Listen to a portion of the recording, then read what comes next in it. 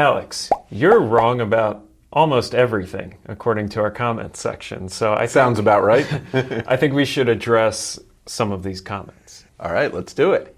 So first off, GunGun974 says, wait a minute, how is it possible in the Hackintosh community to make Intel Wi-Fi cards work in macOS if loaded kernel extensions aren't kernel drivers? I'd love to tell you, but it just crashed. Explained it pretty well in their comments. Fun fact, if you somehow modify the firmware volume of your Mac, you can load extra kernel extensions into it. This is the basis for Hackintoshing and is useful for nobody else. Neato. Except the problem is, these tricks only work on the Intel Macs, which is, the Hackintosh people are all there trying to get Mac OS to run on their Windows PCs. But it's old stuff. You can't do this on M1s or M2s or M3s. Any of the Macs made in the last couple of years, you can't do these tricks. Why can't you do it on the new Macs? These things are much more locked down. They're really proprietary. They're using these Apple Silicon chips. They have the secure enclave with all this built-in encryption to make sure that it only runs,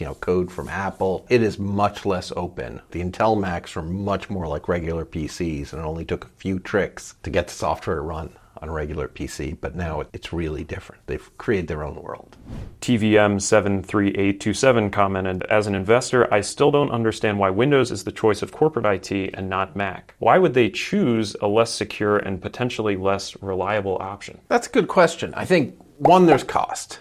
You can buy a working Windows computer for $350. There's no option for twice or even three times that in the Macintosh world. Two, there's the extra level of control. I think Windows, and this is part of the problem that led to CrowdStrike, lets other companies in to manage things and install other firewalls and put new drivers on. It lets the company have this level of control of what their machines are and what they do and which devices they can connect to. They're a lot more open, but of course it comes with these risks, so you have more opportunities to break things. Now I have to say, the total cost of ownership argument for the Mac is pretty compelling. I mean, I bought a Mac in 2013 and I was still using it in 2018. It was perfectly fine. Windows computers, laptops, they rarely last 2 years for me. So in the end, the cost per year of that expensive Mac turned out to be perfectly reasonable, maybe even lower than for the Intel machines. So why do you think so many airports are using Windows instead of Mac or Linux? Oh, on the big signs and stuff?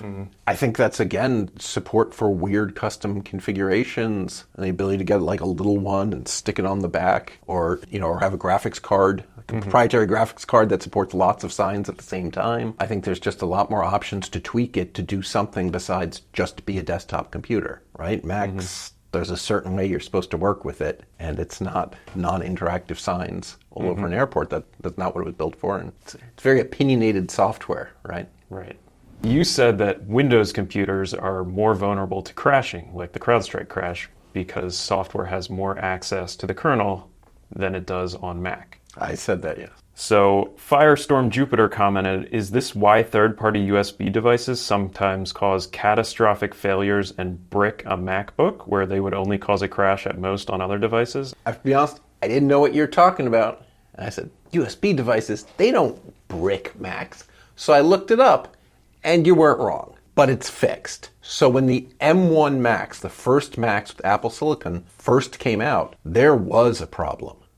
That certain USB hubs, certainly USB power supplies from companies besides Apple, interacted with the Mac in a way that caused physical damage and did in fact burn up people's MacBooks. And Apple fixed it with a software update, 11.2.2, which was released in February of 2021. So interesting, right? Physical damage from these devices to your computer, and there's a software update that fixed it. And apparently, since it's been fixed, there hasn't been anything like this since.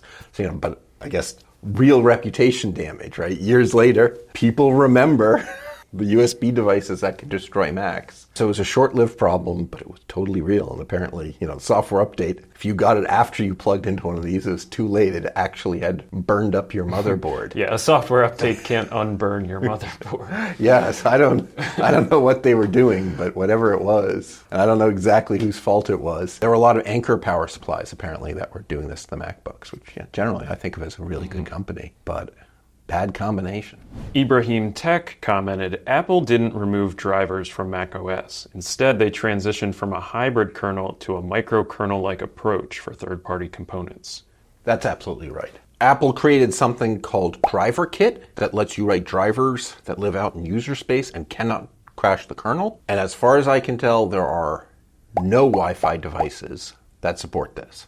Is it lazy Wi-Fi vendors who think Apple market share is too low? Is there some technical problem with DriverKit that makes it not work for Wi-Fi cards? Apple gives away samples of Ethernet drivers for it, but there are no Wi-Fi cards for sale. I did a bunch of Googling before I got on to say this to make sure there are no Wi-Fi drivers for sale that support it. And we can argue about, should Apple have written the drivers? Should the Wi-Fi vendor have written the drivers? But the point is, as a consumer, no one has written the drivers. I plug in the card, it doesn't work. There isn't anything I can do about it. But Zalfoid1652 commented, this isn't true. Third-party Wi-Fi dongles work fine on Macs. Also, the reason Windows couldn't lock down their kernel due to antitrust issues was because they didn't offer a mechanism for third parties to use like Apple has. So, two different issues here. One is, what Wi-Fi adapters are you using on your Mac, Zalfoid? I went back to Amazon to see if I was right. I did a search for USB Wi-Fi Mac. Up came a list of adapters. I clicked on each of the first 5, and the last version of macOS any of them support is 10.15,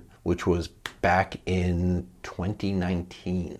Second, I basically agree with you. I don't think the European Union cares about kernel versus user space. What they care about is Microsoft keeping an unfair advantage for themselves. So I think that if Microsoft had moved to user space drivers and had moved all of their products like Windows Defender to use that user space and not have their own kernel, I think that probably would have flew and would have avoided this problem. And Mr. Mercury also replied to that comment, why do you need Wi-Fi dongles on Mac? They have good ones built in. I think there are lots of reasons.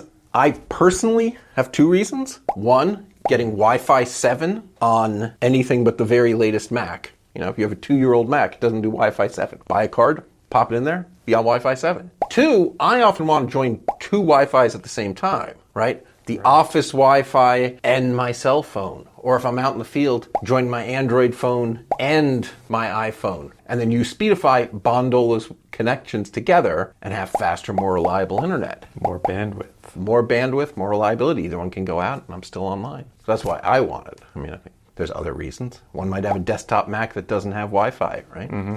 Or for whatever reason, a broken internal Wi-Fi card. It happens. Mm-hmm. Or you just want to use a big external antenna, right? If you want a big antenna, there's no option for an external antenna on any of these Apple gear. So now that we've established that USB Wi-Fi adapters don't work anymore on Mac, Michael Heimbrand commented, the reason why USB Wi-Fi doesn't work on Macs isn't because Apple disabled kernel extensions, but because Apple didn't do any drivers for it. And he talks about OpenBSD. Right, so that's 6 of one, half a dozen of the other. We're saying the same thing here. Apple took away the old drivers, offered a system for making new drivers, and no one, not Apple and not the Wi-Fi vendors, have made any drivers using the new system. So there are no drivers, right? Again, as a consumer, I can't buy a card and plug it in. I kind of don't care where the driver came from, whether Apple provided it or the chip maker made it or the card maker made it or some hacker on the internet made it. But nobody made it. I plug in a card, it doesn't work. And back when we had kernel extensions, there were kernel extensions that did work. And they all went away. 10.15 was the last version that supported it.